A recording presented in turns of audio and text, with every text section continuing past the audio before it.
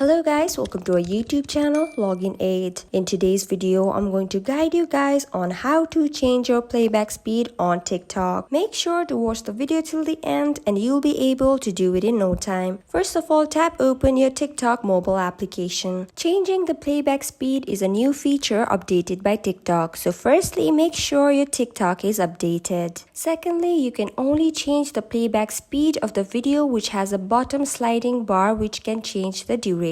So if the video has a sliding bar at the bottom, you can proceed further. In the column of the right side of your screen, you can see a share icon in the second last option. Tap on it. After that, a menu like this will pop up, and in the bottom of the page, you can see various options. If you slide it to the left, you can see the playback speed option. Tap on it. After tapping, a menu like this will pop up and you can see various options which can increase or decrease the playback speed. Tap on any option you want to. After that, your playback speed will be increased and decreased according to your choice. So that's it for the video guys. I hope the video was informative. Don't forget to like, share and subscribe. Till then, keep watching.